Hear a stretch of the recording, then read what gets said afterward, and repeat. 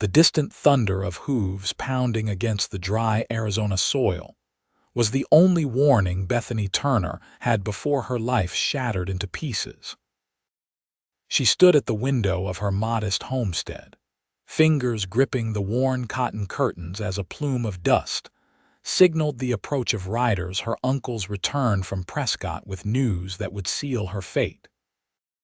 The year was 1875, and at 20 years of age, Bethany had already endured more hardship than most.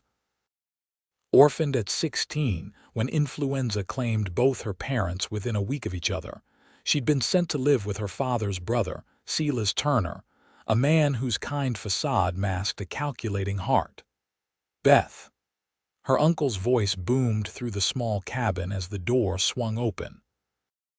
"Come greet our guest properly."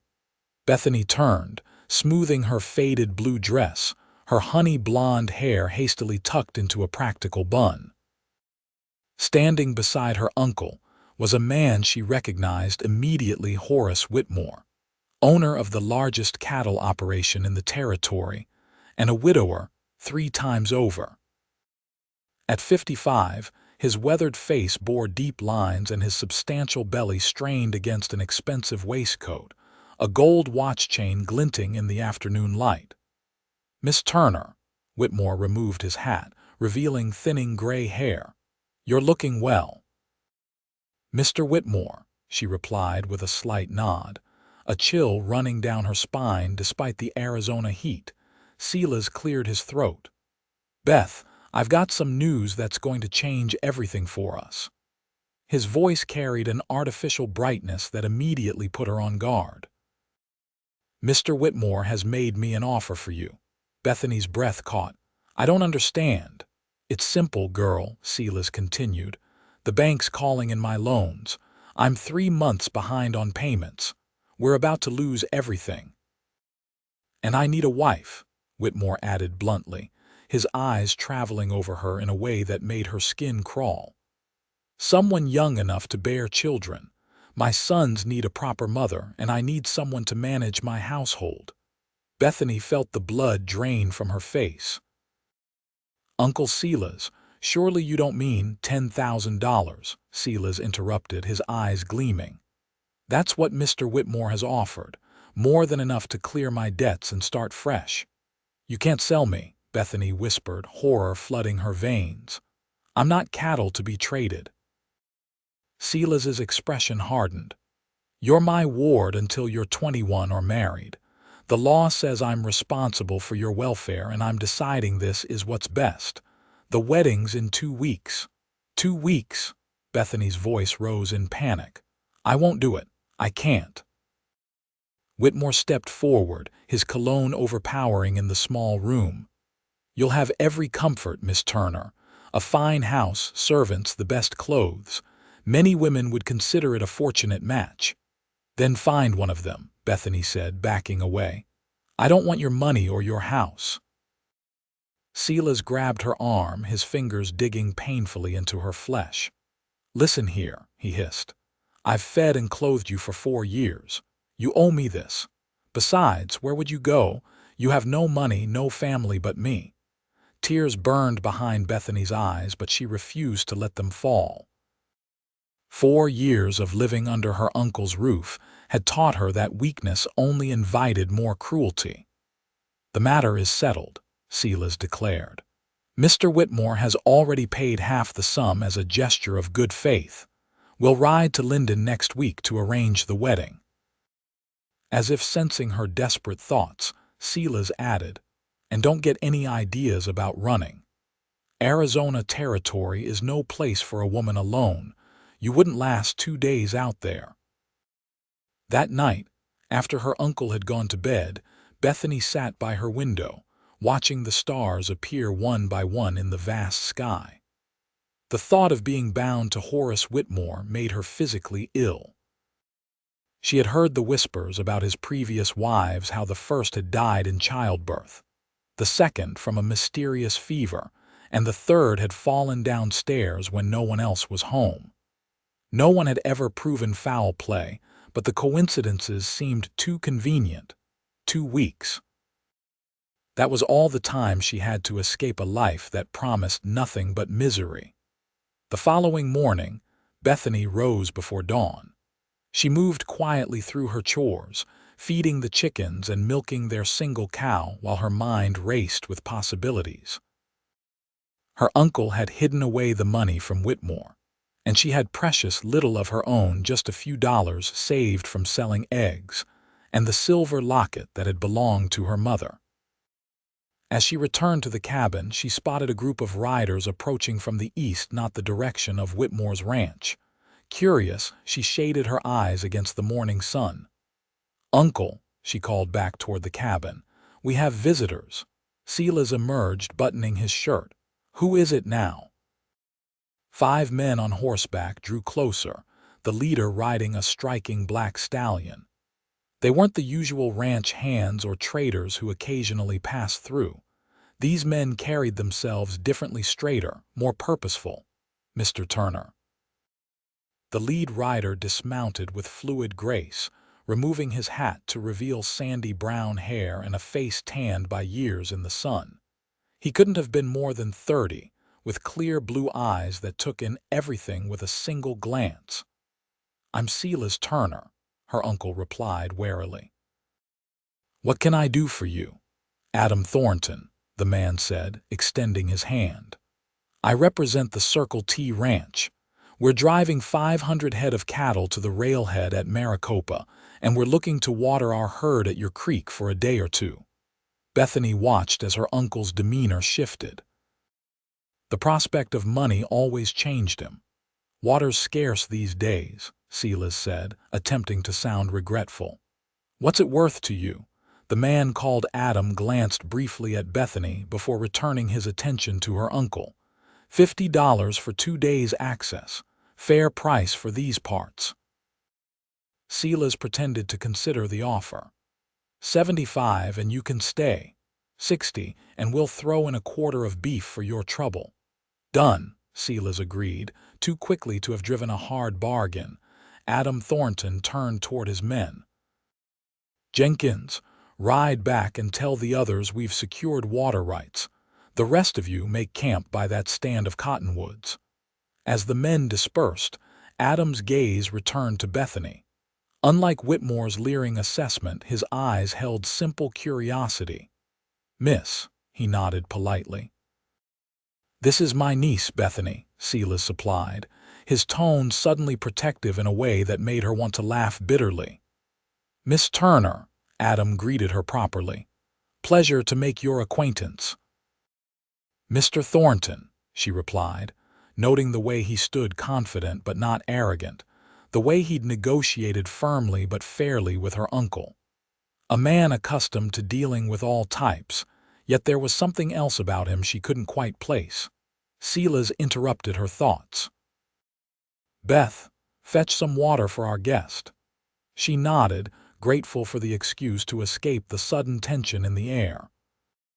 As she walked to the well, she could feel Adam Thornton's eyes following her, not in the predatory way of Whitmore, but with something akin to recognition, as though he'd found something he'd been searching for.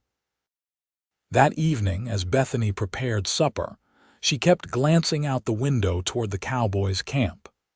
They'd set up efficiently, their cattle settled near the creek, Cowboys taking shifts to watch the herd.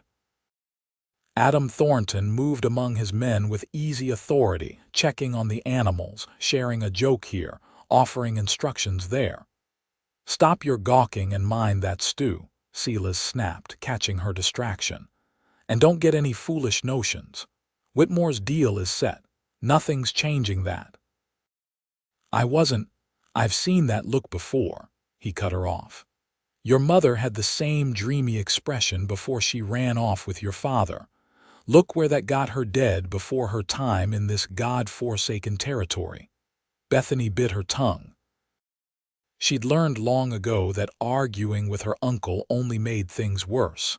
After supper, Silas surprised her by announcing he was riding to Linden to meet with the banker. "I'll be back tomorrow afternoon. Don't think I don't know what you're thinking," he warned. "Try to run and I'll find you. Besides, Where would you go with no money and no friends? The moment her uncle's figure disappeared down the trail, Bethany felt a weight lift from her shoulders. One night of peace before returning to her predicament. She finished washing the dishes and stepped outside, breathing deeply of the cooling evening air.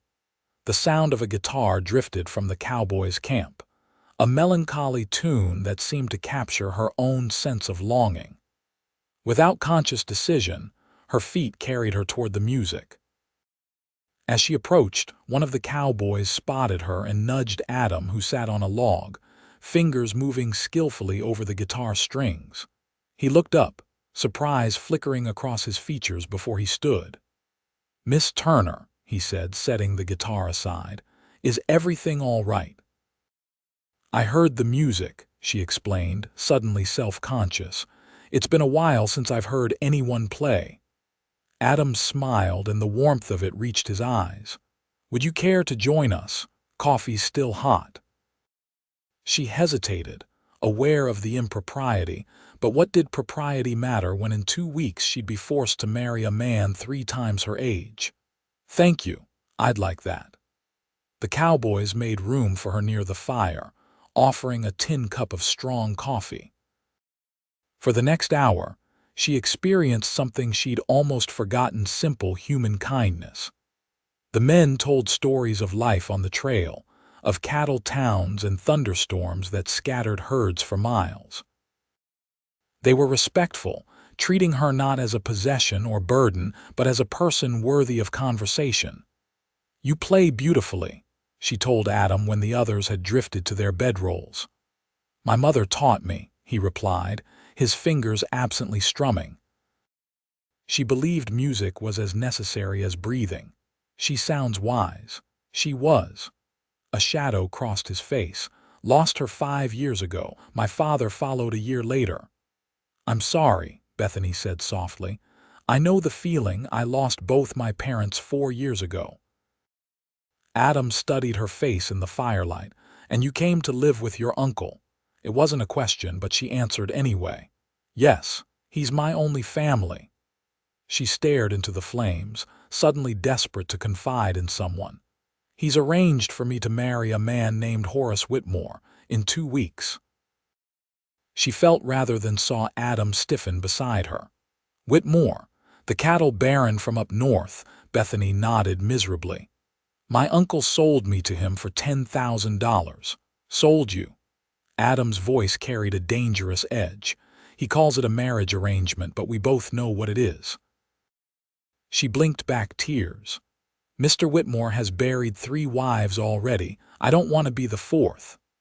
Adam was silent for a long moment. When he finally spoke, his voice was carefully controlled. "What do you want, Miss Turner?" The question startled her. No one had asked her that in years. "I want to be free," she whispered. "To choose my own path." Their eyes met across the dying embers, and something passed between them: an understanding, a connection that transcended their brief acquaintance. "It's getting late," Adam said finally. "Let me walk you back to the house."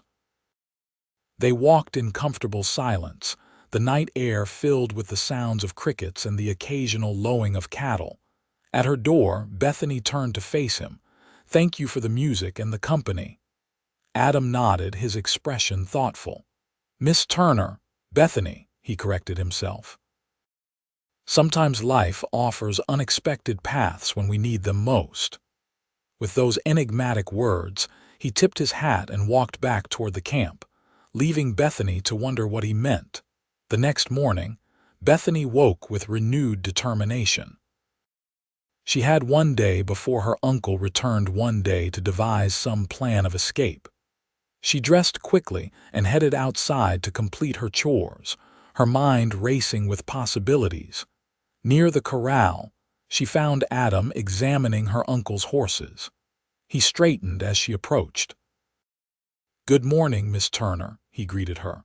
"I hope you slept well." "As well as can be expected," she replied honestly. Adam ran a hand along the neck of her uncle's bay gelding. "Fine animal, though that mare looks stronger for distance riding." Bethany followed his gaze to her own horse, a gift from her parents years ago. Penny's sturdy. We've covered many miles together. A loyal companion is invaluable on the frontier, Adam remarked, then added more quietly, especially when one needs to travel far and fast. Her breath caught as she realized what he was suggesting. Mr. Thornton, please call me Adam. He glanced around to ensure they weren't overheard. I've been giving your situation some thought. I might have a proposition for you if you're willing to hear it. Hope fluttered in her chest. I'm listening. My ranch is about 70 miles south of here, near the settlement of Linden. It's good land with plenty of water. I've built a decent operation over the past few years. It sounds lovely, Bethany said, unsure where this was leading. The thing is, Adam continued, his usual confidence giving way to something almost like nervousness, I've been thinking of expanding, taking on more contracts with the Army. But to do that, I'd need help running the home place. He took a deep breath. What I'm proposing is a business arrangement. Marriage in name only if you wish. You'd have your own room, your own space. I'd provide protection from your uncle and Whitmore, and you'd help me with the books, the household. You're educated, I can tell by the way you speak. Bethany stared at him, stunned. You're offering to marry me. A woman you just met yesterday. I'm offering you freedom, Adam corrected. A chance to escape a fate you don't want. In time, if we suit, perhaps it could become more, but I would never force anything upon you. Why? She whispered. Why would you do this for a stranger? Something flickered in Adam's eyes, pain, memory, determination. Because I've seen what happens to women trapped in marriages without choice. My sister. He stopped, visibly composing himself. Let's just say I couldn't save her, but perhaps I can help you. Bethany's mind whirled with the implications. Marriage to a stranger was still marriage to a stranger, yet everything about Adam Thornton suggested he was a man of honor. And what were her alternatives? Forced marriage to Whitmore, running alone into the wilderness with no resources. I don't know what to say, she admitted. You don't need to decide right now, Adam assured her, but we need to leave before your uncle returns if you choose to accept. My uncle would come after us, Bethany warned. He's already received half of Whitmore's money.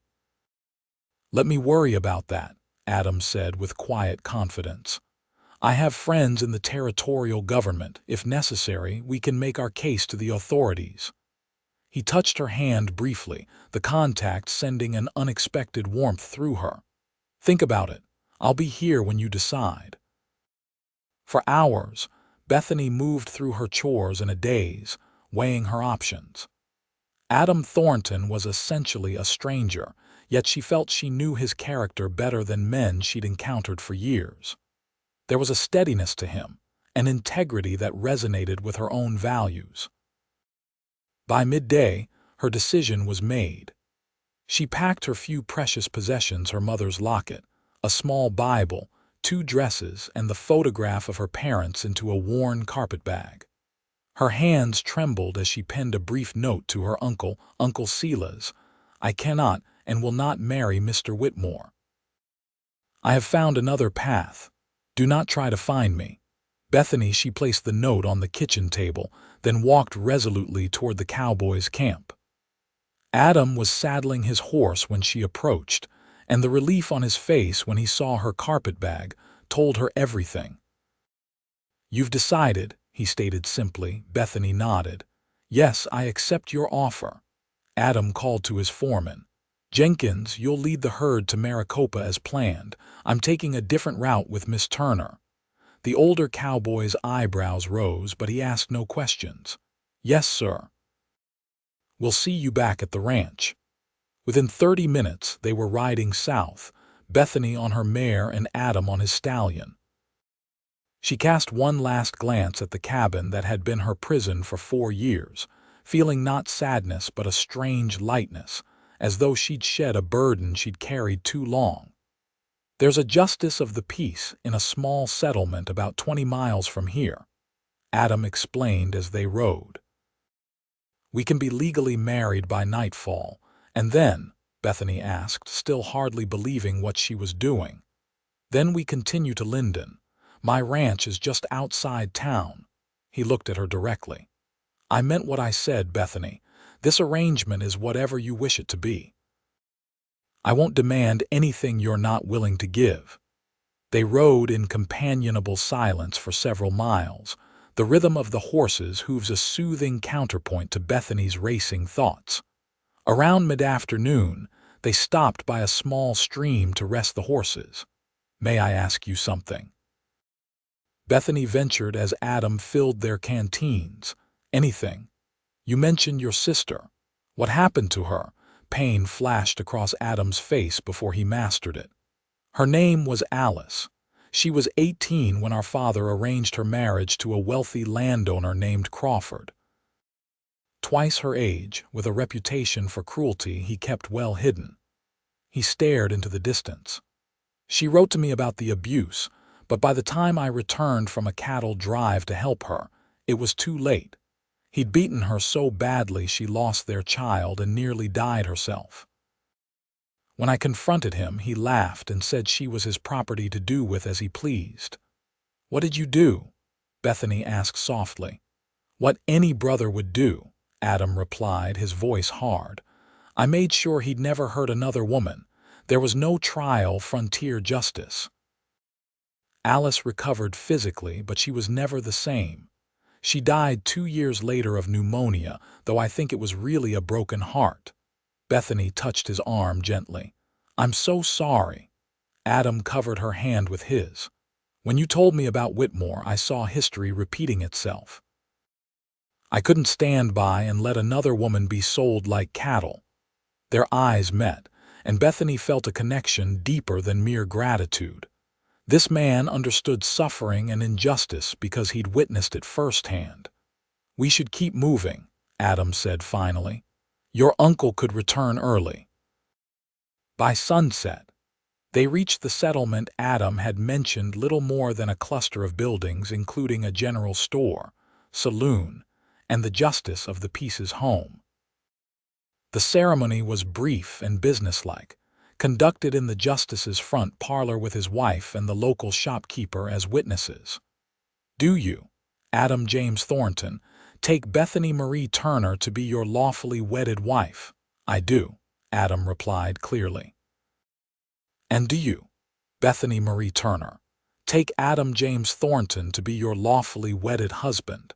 Bethany hesitated only a moment, acutely aware of how strange it was to be marrying a man she'd known for barely a day. Yet in her heart, she knew this was her best chance, perhaps her only chance at freedom. "I do," she said. "By the authority vested in me by the territory of Arizona, I now pronounce you husband and wife." The justice's wife dabbed at her eyes. "Such a lovely couple. May you have many happy years together." Adam paid the man, obtained their marriage certificate, and within the hour they were back on the trail, aiming to put as much distance as possible between themselves and her uncle before stopping for the night. As darkness fell, Adam led them to a small clearing sheltered by a rock formation. "We'll camp here tonight," he said, dismounting. "It's defensible if we need it to be." Bethany slid from her saddle, suddenly aware of her new status. She was now Mrs. Thornton, wife to this man she barely knew. The reality of it sent a flutter of anxiety through her stomach. Adam seemed to sense her unease. "I'll sleep over there," he said, indicating a spot several yards away. "You can have the bedroll by the fire." "Thank you," she said, grateful for his sensitivity. They shared a simple meal of jerky and hardtack. Then Adam surprised her by pulling out his guitar. "I thought you might like some music before sleep," he explained. "It helps calm the mind on difficult days." As his fingers moved across the strings, playing a gentle melody, Bethany felt the tension slowly leaving her body. Whatever the future held, she was free from Whitmore and her uncle's machinations. For tonight, that was enough. The next morning dawned clear and warm. Bethany woke to find Adam already up, tending a small fire with coffee brewing. "Sleep well?" he asked, handing her a tin cup. "Better than I expected," she admitted. "Though I dreamed my uncle was chasing us." Adam's expression grew serious. "That might not be just a dream. Your uncle strikes me as a man who doesn't give up easily, especially with money involved. You think he'll come after us? It's possible. Which is why we should reach Linden as quickly as we can. I have friends there, including the sheriff." They broke camp efficiently and continued their journey south. As they rode, Adam told her about his ranch, the 3,000 acres he'd built up over 5 years, the 100 head of cattle, the small but comfortable house he'd constructed himself. "It's nothing fancy," he warned. "Not like what Whitmore could offer." "I don't need fancy," Bethany assured him. "Just peace and the freedom to make my own choices." Around midday, Adam suddenly reined in his horse, holding up a hand for silence. He scanned the horizon, eyes narrowed. "What is it?" Bethany whispered. "Riders. Coming fast from the north." Fear clutched at her heart. "Uncle Sela's, possibly, and he's not alone." Adam's voice was grim. "We need to find cover." He led them off the trail toward a stand of cottonwoods along a dry creek bed. They dismounted quickly, leading the horses into the thickest part of the vegetation. "Stay here with the horses," Adam instructed, drawing his rifle from its scabbard. "If anything happens to me, ride east until you hit the stage road, then south to Linden. Ask for Sheriff Colton." "Adam, no, Bethany." His voice softened as he touched her cheek. "I promise to protect you, and I will, but I need to know you'll be safe if things go badly." She caught his hand. "Be careful." He nodded once, then moved silently to the edge of the trees, positioning himself behind a large boulder that offered both cover and a view of the approaching riders. Bethany held the horses, her heart pounding so loudly she was certain it would give away their position. Minutes ticked by like hours until finally she heard the thundering of hooves drawing closer. "Turner," a voice called out. "I know you're out here somewhere. Show yourself." Even from a distance she recognized her uncle's angry tone. Another voice joined in, deeper, authoritative. "Horace Whitmore." "You've stolen my bride, Thornton. That's a hanging offense in these parts." Adam remained silent, his rifle trained on the group. Bethany counted 5 men, her uncle, Whitmore, and 3 others who looked like hired guns. "We've tracked you this far," Silas shouted. "Hand over my niece and maybe we won't kill you." Still, Adam made no response, waiting patiently as the men fanned out, searching the area. One rider came dangerously close to their hiding spot, and Bethany held her breath, praying the horses would remain quiet. Suddenly, a shot rang out, kicking up dust near the boulder where Adam was positioned. "That was a warning," Whitmore bellowed. "The next one goes between your eyes." Adam finally called back, his voice steady. "Bethany Turner is my wife now, legally married before witnesses." "You have no claim on her, Whitmore." A string of curses followed this announcement. "You're lying. Check with Justice Parker in Mineral Springs if you don't believe me. Now turn around and go home. This doesn't need to end in bloodshed." There was a moment of tense silence, then Bethany heard her uncle's frustrated growl. "He's right about one thing: we can verify the marriage. If it's true, we might not have legal recourse." "I paid you $5,000 for her," Whitmore hissed, loud enough for Bethany to hear. "I want my money's worth." "Then take it up with Turner," Adam replied coolly. "He's the one who sold what wasn't his to sell." Another shot cracked through the air, this one splintering bark from a tree near Adam's position. He responded with a warning shot of his own, deliberately high.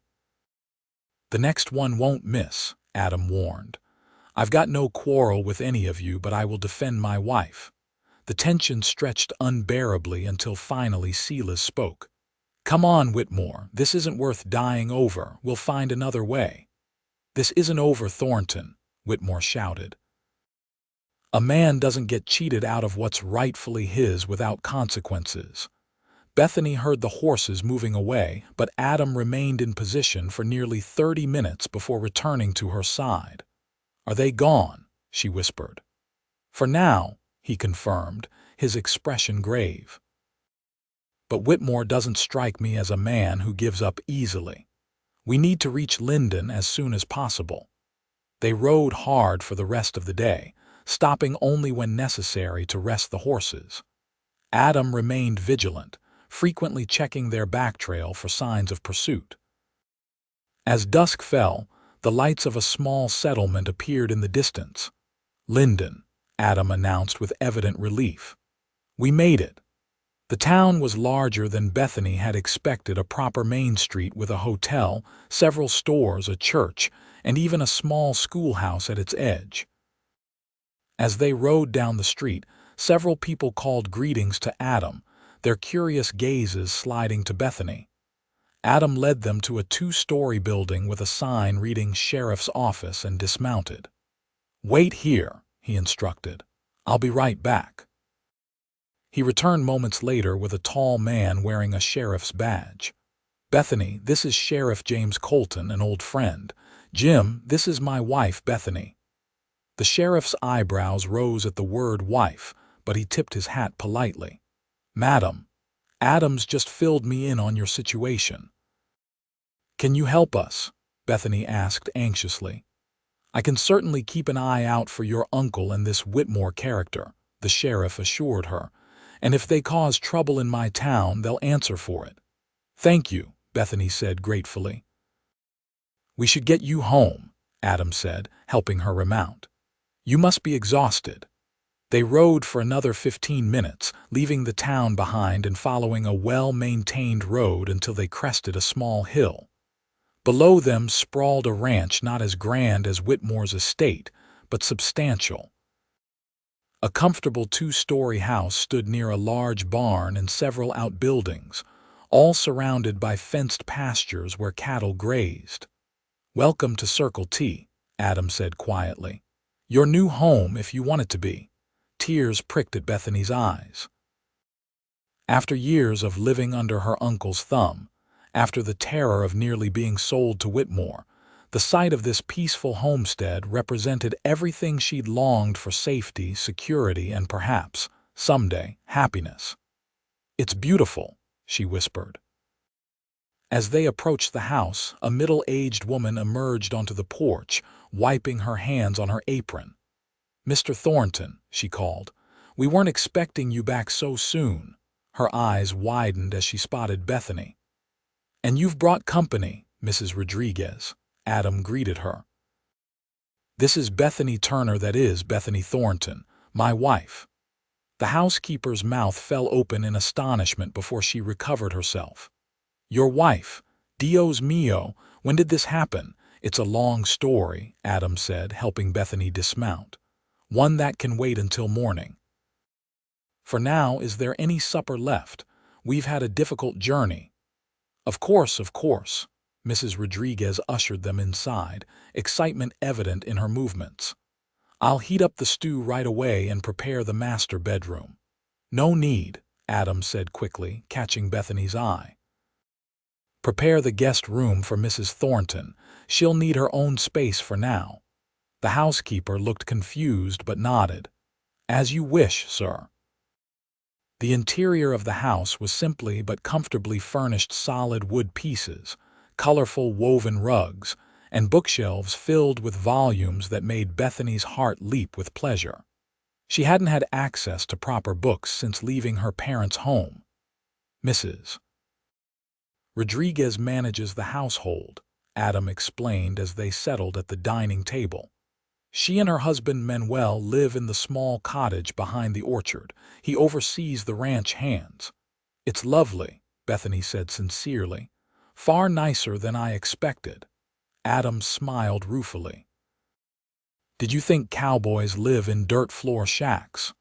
I didn't know what to expect, she admitted. Everything has happened so quickly.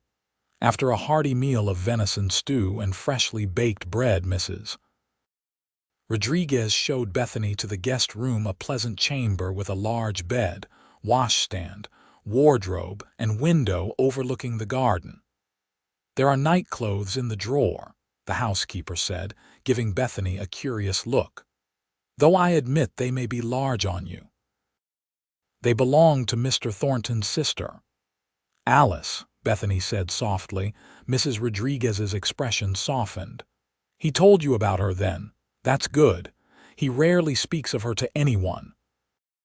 After the housekeeper left, Bethany changed into the borrowed nightgown and sat on the edge of the bed, still processing all that had happened in the past 2 days. She was married to a virtual stranger, living in a home she'd never seen before today, hundreds of miles from the life she'd known. Yet for all its strangeness, she felt safer than she had in years. A gentle knock at the door interrupted her thoughts. She wrapped a shawl around her shoulders before opening it to find Adam standing there, now wearing a clean shirt and holding a small wooden box. "I thought you might like this," he said, offering her the box. "It belonged to my mother, but I think you have more use for it now." Bethany opened it to find a collection of hairpins, combs, and a silver-backed brush. "This is too precious to give away," she protested. "It should be used, not stored away gathering dust," Adam countered. "Besides, he stopped, seeming to search for words. "I want you to feel at home here, Bethany. I know our arrangement is unconventional, but I hope in time you'll come to see Circle T as your home." Impulsively, Bethany reached out and squeezed his hand. "You've saved me from a terrible fate, Adam. I can never repay that kindness." He shook his head. "There's nothing to repay. Get some rest. Tomorrow we can discuss how things will work between us." After he left, Bethany slept more soundly than she had in years, lulled by the unfamiliar but comforting sounds of her new home, distant cattle lowing, wind rustling through cottonwoods, and the absolute absence of her uncle's heavy footsteps. The next week passed in a blur of adjustment. Adam showed her the ranch operations, introduced her to the handful of cowboys who worked for him, and gradually acquainted her with the running of the household. Mrs. Rodriguez, initially bewildered by their unusual marriage arrangement, quickly warmed to Bethany and became a valuable ally, teaching her the particulars of managing a ranch home. Bethany found herself settling into a routine, helping with meals, learning to maintain the account books, and even starting a small kitchen garden. To her surprise, Adam had an extensive library, and he encouraged her to read whatever interested her. They developed a comfortable pattern of taking evening meals together, during which Adam would tell stories of his cattle drives, his years building the ranch, or listen attentively as Bethany shared memories of her parents and her love of teaching, a dream she'd abandoned after their deaths. "Why abandon it?" Adam asked one evening as they sat on the porch, watching the sunset paint the western sky in brilliant oranges and pinks. "Linden has a schoolhouse, but the teacher left last spring. The town council has been seeking a replacement." Bethany stared at him. "Are you suggesting I apply? Why not? You're educated, you love children, and you clearly miss teaching." "But I'm married now," she pointed out. "Married women don't usually teach." Adam shrugged. "This is the frontier. Rules are different here. Besides, it's your decision to make." His support touched her deeply. No man had ever encouraged her ambitions before. On Sunday, they attended services at Linden's small church, their first public appearance as a married couple. Bethany felt the curious stares of the townspeople, heard the whispers as they passed. Adam had warned her there would be gossip. His sudden marriage to a woman no one had met was bound to raise eyebrows. After the service, Adam introduced her to several families, including the mayor and his wife, who greeted her warmly. Mr. Thornton is one of our most respected citizens, Mayor Hardwick told her. We're delighted he's finally found a bride, though I must say he kept you quite a secret. It was a whirlwind courtship, Bethany replied, the half-truth coming easily. Adam squeezed her hand supportively. As they mingled with the congregation, Bethany noticed a woman watching them intently, a pretty brunette in an expensive dress who made no effort to hide her displeasure. "Who is that?" Bethany whispered to Adam. He glanced in the woman's direction and frowned slightly. "Deanna Westfield. Her father owns the Mercantile." He hesitated before adding, "There was a time when people expected us to marry." "Were you courting her?" Bethany asked, surprised by the twinge of jealousy she felt. "No," Adam said firmly. "Though she may have had expectations I never encouraged." Later that afternoon, as they rode back to the ranch, Bethany asked the question that had been bothering her. "Will your sudden marriage to me cause problems for you in town?" Adam considered this. "There will be talk, certainly. Deanna's father is influential and he'd hoped to join our businesses through marriage, but the only opinion that matters to me is yours. Mine. Are you unhappy with our arrangement, Bethany? If you are, we can find another solution." "No," she said quickly. "I'm grateful for everything you've done." Adam studied her face. "Gratitude is a poor foundation for a lifetime together."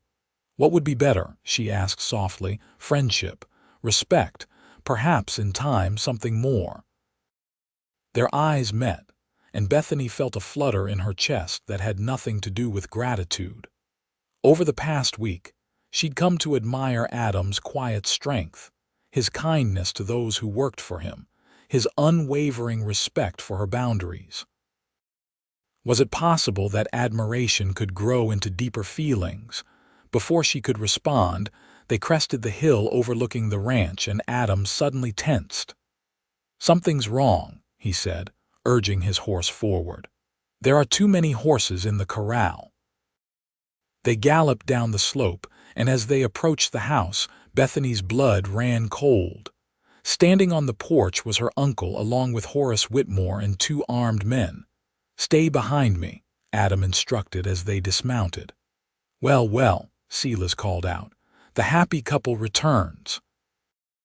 "Enjoying married life, Beth." "What are you doing here, Turner?" Adam demanded, his hand resting near his holstered pistol. Whitmore stepped forward. "We've come for what's ours, Thornton. The girl and the $5,000 her uncle owes me, Mrs.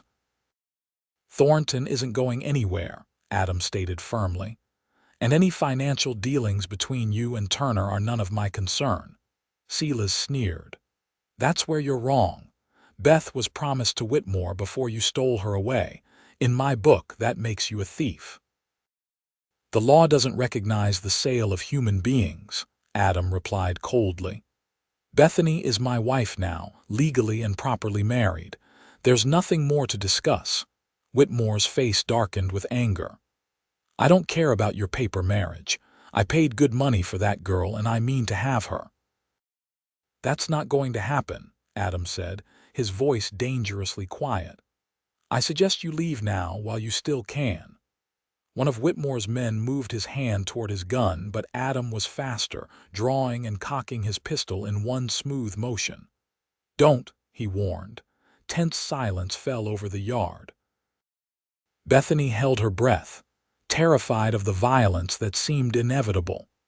Then, unexpectedly, the sound of approaching horses broke the standoff. Sheriff Colton rode into the yard, accompanied by two deputies. "What's going on here, Adam?" he called, taking in the scene with experienced eyes. "These men were just leaving," Adam replied, not lowering his weapon. "Mr. Whitmore seems confused about the legal status of my marriage."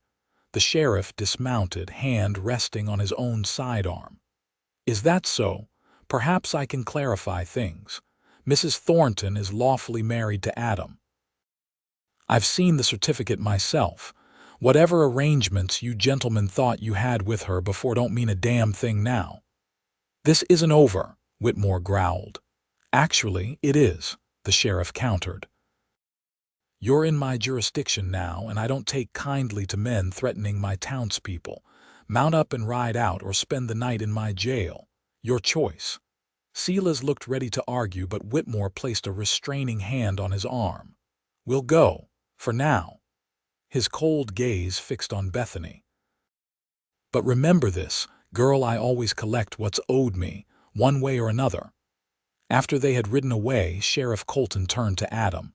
Thought I'd better check on you folks when I saw those men ride through town. Recognized Turner from your description. Thank you, Jim, Adam said gratefully. I don't think they'll give up so easily, though. Probably not, the sheriff agreed. I'll keep deputies patrolling for a while. In the meantime, watch your backs. That night, after the sheriff and his men had left, Bethany found herself unable to sleep. The encounter with her uncle and Whitmore had shaken her more than she wanted to admit.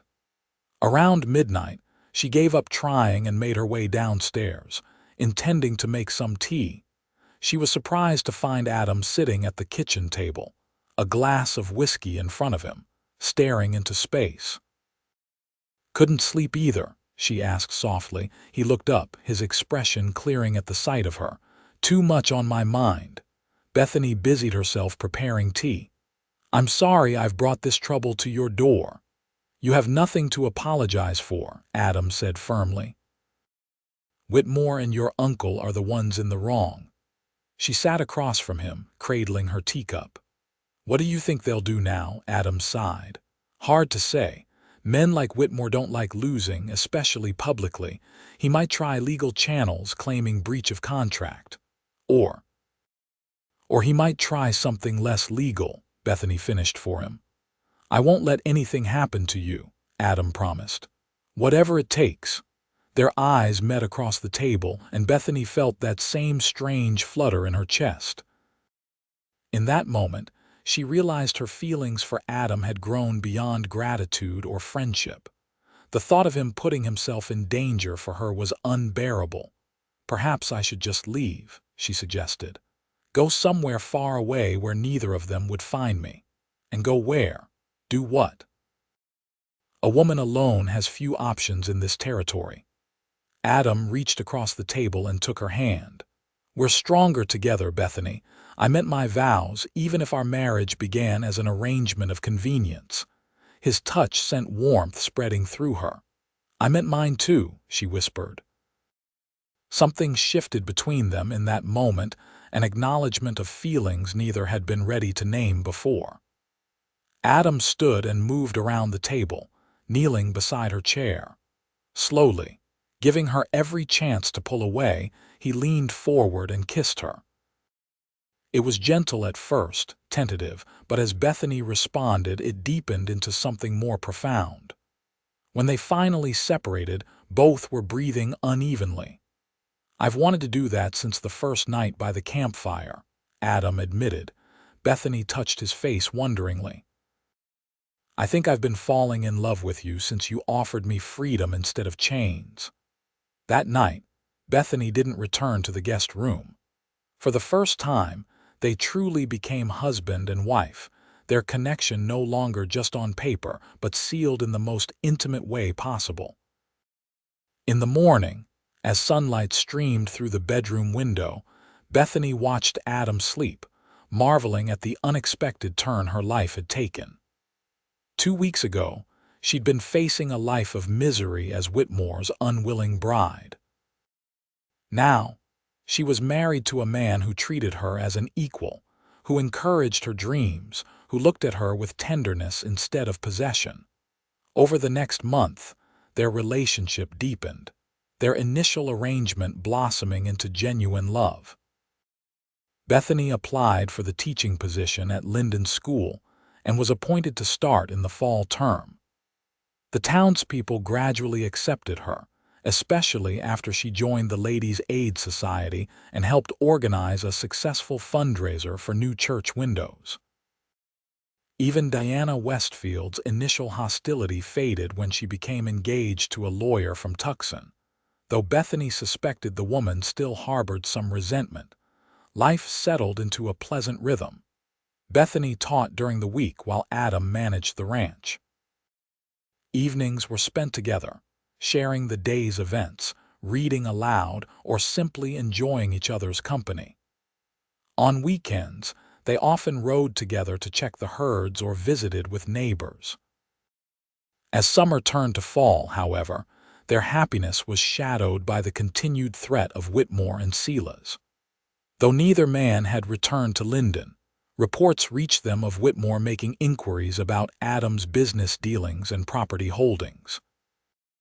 "He's looking for leverage," Adam explained one evening. "Some way to pressure us legally." "Can he find anything?" Bethany asked worriedly. "No. My affairs are in order and our marriage is legitimate, but he's a powerful man with connections. We need to remain vigilant." Their vigilance proved warranted when, 2 months after their wedding, Sheriff Colton rode out to the ranch with troubling news. "Whitmore's filed a complaint with the territorial court," he told them grimly. "He's claiming breach of contract against Silas Turner and naming you, Adam, as having interfered in a legal business arrangement." "That's absurd," Bethany exclaimed. "I'm not property to be contracted away." "Of course it's absurd," the sheriff agreed. "But Whitmore has influence with Judge Holden. There's going to be a hearing next month in Prescott." Adam's expression was resolute. "Then we'll go to Prescott and fight this. I have friends there too, including Governor Safford. This isn't just about us anymore, it's about whether a man can sell a woman in Arizona territory." The weeks leading up to the hearing were tense. Adam consulted with lawyers, gathered character witnesses, and prepared their case meticulously. Bethany tried to focus on her teaching, but worry ate at her constantly. The night before they were to leave for Prescott, she found Adam in his study, reviewing documents one final time. "Come to bed," she urged. "You need rest for tomorrow." He looked up, fatigue evident in his face. "In a moment. I want to be certain we've covered everything." Bethany moved behind him, placing her hands on his tense shoulders. "You've done everything possible. Now we need to trust in the truth." Adam caught her hand and pressed it to his lips. "I can't lose you, Bethany." "Not to Whitmore, not to anyone." "You won't," she promised.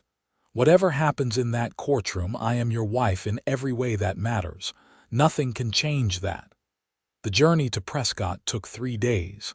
They traveled with Sheriff Colton and 2 of Adam's most trusted ranch hands, wary of ambush. The territorial capital was bustling with activity when they arrived. Miners, merchants, politicians, and settlers creating a vibrant, if somewhat chaotic atmosphere. They secured rooms at the Palace Hotel, the finest establishment in town. That evening, Adam met with their lawyer while Bethany rested, trying to calm her nerves for the ordeal ahead. The hearing began the next morning in the territorial courthouse. Bethany sat beside Adam, drawing strength from his steady presence as Judge Holden entered and the proceedings began. Whitmore's lawyer spoke first, painting a picture of a legitimate business arrangement disrupted by Adam's theft of Bethany. He produced the written agreement between Whitmore and Silas, in which her uncle had indeed promised her hand in marriage in exchange for $10,000. "This is a simple matter of contract law, Your Honor," the lawyer concluded smugly. "Mr. Turner breached his agreement, aided and abetted by Mr. Thornton. We seek the return of Mr. Whitmore's $5,000 with interest, plus damages for the distress caused." When their own lawyer rose to speak, he took a different approach. "Your Honor, this case has nothing to do with contract law. It is an attempt to legitimize the sale of a human being. Miss Turner, now Mrs. Thornton, was never Mr. Turner's property to sell. She was a 20-year-old woman with the legal right to determine her own future. Mr. Thornton offered her an honorable marriage, which she freely accepted. Their union was properly solemnized and recorded." The lawyer turned to gesture at Bethany. We would ask that Mrs. Thornton be permitted to speak for herself in this matter. The judge considered this request, then nodded. I'll hear from the young lady. Bethany rose on shaking legs and moved to the witness stand. After being sworn in, she faced the crowded courtroom, catching sight of her uncle's scowling face and Whitmore's cold stare. Mrs. Thornton, the judge addressed her, did you know of the arrangement between your uncle and Mr. Whitmore? Yes, Your Honor, Bethany replied, her voice growing stronger as she continued. My uncle informed me that he had promised me to Mr. Whitmore in exchange for $10,000. Half was already paid. And how did you respond to this news? I refused. I told my uncle I would not marry Mr. Whitmore under any circumstances. Yet you married Mr. Thornton almost immediately after, the judge observed. A man you had just met. Yes, Your Honor. Mr. Thornton offered me something no one else had choice. He promised me freedom within our marriage, respect for my wishes. He asked nothing of me except help running his household. And what of your uncle's authority over you? As your guardian, did he not have the right to arrange your marriage? Bethany straightened her shoulders. My uncle was appointed my guardian until I reached 21 or married. I chose marriage to Mr. Thornton over being sold to Mr. Whitmore. That was my right as an American citizen. Whitmore's lawyer jumped to his feet. Your Honor, the girl was clearly manipulated by Thornton. She was in no position to make such a decision. I was in every position to decide my own future, Bethany countered firmly. I am not property to be sold to the highest bidder. I am a person with my own mind and heart. The courtroom fell silent at her impassioned declaration. Judge Holden studied her thoughtfully before addressing Whitmore's lawyer. Does Mr. Whitmore wish to address the court? Whitmore rose, his expensive suit and gold watch proclaiming his wealth and status. I do, Your Honor. I entered into a good faith agreement with Silas Turner. I paid a substantial sum with the expectation that Miss Turner would become my wife. Instead, this cowboy, he gestured dismissively at Adam, stole her away under cover of night. And why were you so determined to marry Miss Turner specifically? The judge inquired. Surely a man of your means could find many willing brides. Whitmore hesitated, clearly unprepared for the question. She is young and healthy, suitable for bearing children. I see, the judge said coldly. So this was indeed a breeding arrangement, not a marriage proposal. I object to that characterization, Whitmore blustered. I offered her a position of respect as my wife. Your fourth wife, Adam interjected quietly. After 3 died under questionable circumstances. An angry murmur ran through the courtroom. The judge banged his gavel for order. Mr. Thornton, you will refrain from such comments unless called to testify. My apologies, Your Honor, Adam said. Not looking remotely sorry, Judge Holden called for a recess, during which Bethany and Adam waited anxiously in an antechamber with their lawyer. You did wonderfully, Adam assured her, squeezing her hand. Holden seemed sympathetic, their lawyer agreed, but he's under political pressure from Whitmore's friends. It could go either way. When court reconvened, the judge delivered his ruling with a grave expression. This case presents complex issues of law and morality. On one hand, we have a written agreement between Mr. Turner and Mr. Whitmore. On the other, we have the fundamental question of whether a woman can be treated as property to be sold. He looked directly at Bethany. The law of this territory, and indeed of the United States, does not permit human beings to be bought and sold. While guardians may guide their wards, they cannot dispose of them for financial gain. Turning to Whitmore, he continued, Mr. Whitmore, your agreement with Mr. Turner was immoral and contrary to public policy. This court will not enforce it. Your claim is dismissed. Relief flooded through Bethany, but the judge wasn't finished. "Mr. Turner," he addressed Silas, who shifted uncomfortably in his seat. "Your actions in attempting to sell your niece were reprehensible. You are hereby ordered to return the $5,000 to Mr. Whitmore. Furthermore, I am referring this matter to the territorial prosecutor for possible criminal charges." Silas paled while Whitmore's face contorted with rage. "This is an outrage," Whitmore shouted. "I'll appeal to the governor himself." "You're welcome to do so," Judge Holden replied calmly. "But I've already discussed this case with Governor Safford, who shares my views on the matter. Court is adjourned." As they left the courthouse, Bethany felt as though a great weight had been lifted from her shoulders. Adam wrapped an arm around her waist, pulling her close. "It's over," he murmured against her hair. "Truly over." But as they stepped into the street, Whitmore blocked their path, his face twisted with hatred. "This isn't finished, Thornton," he snarled. "You've made a powerful enemy today." "The law has spoken," Adam replied evenly. "Go home, Whitmore. Find another hobby besides collecting wives."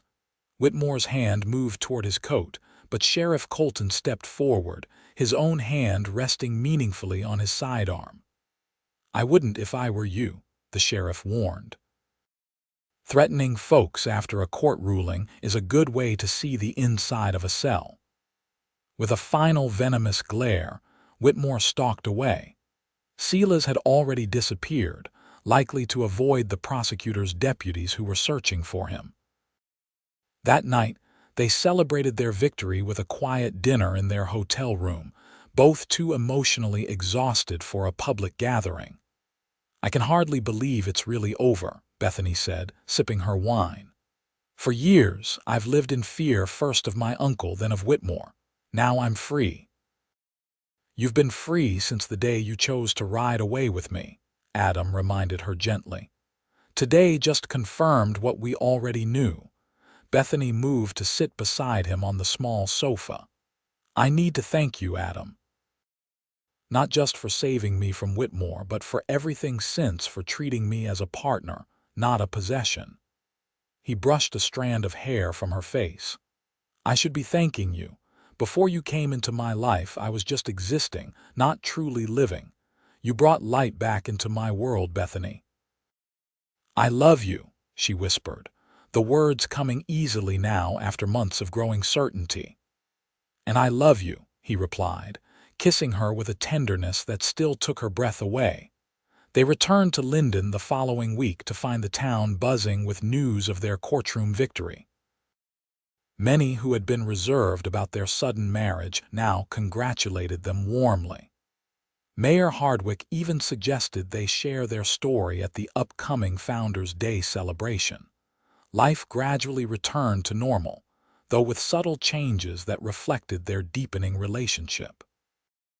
Bethany continued teaching, finding great satisfaction in helping the children of Linden master reading and arithmetic. Adam's cattle business thrived, and he began making plans to expand their operations. 6 months after the court hearing, on a crisp spring morning, Bethany woke feeling unusually queasy. After the 3rd consecutive day of morning sickness, she consulted Dr. Wilson, who confirmed what she had begun to suspect. She waited until evening to share the news with Adam, setting an extra place at the dinner table. When he questioned the additional setting, she simply smiled. "For our guest," she explained, "though they won't be joining us for about 7 more months." Adam stared at her uncomprehendingly for a moment before understanding dawned. "Bethany, are you saying," she nodded, joy bubbling up inside her, "we're going to have a baby?" With a whoop of delight, Adam lifted her into his arms, spinning her around the dining room until they were both laughing and breathless. Mrs. Rodriguez, hearing the commotion, peeked in from the kitchen, her face breaking into a wide smile when Adam shared the happy news. The months that followed were filled with preparations and anticipation. Adam insisted on building a proper nursery adjacent to their bedroom, while Bethany sewed tiny garments and quilts. The women of Linden organized a baby shower, presenting her with handmade gifts and practical advice. In late November, after a relatively easy labor, Bethany gave birth to a healthy son they named James, after Adam's father. As she watched Adam cradle their newborn with awe and tenderness, she marveled at the journey that had brought them here. "He's perfect," Adam whispered, gazing down at his son's tiny face, "just like his mother." "I never imagined I could be this happy," Bethany admitted. "When my uncle told me about Whitmore, I thought my life was over. Instead, it was just beginning." Adam sat carefully on the edge of the bed, still holding James. "I made you a promise once that you would always have freedom and choice with me. That promise still stands, Bethany. Whatever you want for our future, I'll support." She reached out to touch her son's downy head. "I want this. Our ranch, our family, our life together. It's more than I ever dared to hope for." Over the years that followed, the Thornton family flourished. 2 years after James, they welcomed a daughter named Alice in honor of Adam's sister. The Circle T Ranch expanded, becoming one of the most successful operations in the territory. Bethany continued teaching until their third child arrived, then focused on raising their family and helping Adam manage their growing business. Occasionally, news reached them of the men who had once threatened their happiness. Silas Turner had fled to California to escape prosecution, eventually dying in a San Francisco boarding house, bitter and alone. Horace Whitmore lost much of his fortune in a series of bad investments. His empire crumbling as his reputation for ruthlessness drove away potential partners. On their 10th wedding anniversary, Adam surprised Bethany with a special gift, the deed to a new building in Linden that would house a proper school, with Turner Academy carved above the entrance. "You always said education was your passion," he explained as she stared at the papers in disbelief. "Now you can shape it however you wish." The school opened the following year, with Bethany as headmistress. Under her guidance, it quickly gained a reputation for excellence, drawing students from throughout the territory. Adam beamed with pride at the opening ceremony, their 3 children James, Alice, and 4-year-old William standing beside him. As twilight fell on that momentous day, Bethany and Adam sat on their porch, watching their children play in the yard. The ranch around them hummed with productive activity, cattle grazing in distant pastures, fields of wheat rippling in the breeze, orchards heavy with fruit. "You ever think about how differently our lives might have turned out?" Bethany asked, leaning against Adam's shoulder. "Sometimes," he admitted. "If I hadn't needed water for my cattle that particular day, if you hadn't had the courage to accept my strange proposal." "I was so afraid," she remembered, "not of you, but of trusting anyone after what my uncle did." Adam took her hand, his touch still sending that same warmth through her after all these years. "You were the bravest person I'd ever met. You still are." Bethany smiled, thinking of the frightened young woman who had once faced an impossible choice. "Not brave. Just desperate enough to recognize true freedom when it was offered." "Freedom was only part of what I offered," Adam said softly, "though I didn't realize it at the time." "What was the rest, my heart?" he answered simply. "It was yours from that first night by the campfire, though it took me some time to understand that." As the stars appeared in the darkening sky, Bethany reflected on the journey that had brought them here, from a desperate escape to a life filled with purpose and love. Her uncle had intended to sell her to the highest bidder, but Adam had offered something no amount of money could buy: respect, partnership, and a love that had only deepened with each passing year. "No regrets?" Adam asked, watching her thoughtful expression. Bethany leaned up to kiss him, still feeling that same flutter in her heart that had begun all those years ago. Not a single one. In the distance, their children's laughter floated on the evening breeze, the sweetest sound in a life that had transformed from imprisonment to boundless possibility. The legacy they were building together would endure long after the memory of Whitmore's money and her uncle's betrayal had faded into insignificance. For in the end, Bethany had discovered that true wealth wasn't measured in dollars or acres, but in love freely given and received. And by that measure, she was the richest woman in Arizona territory,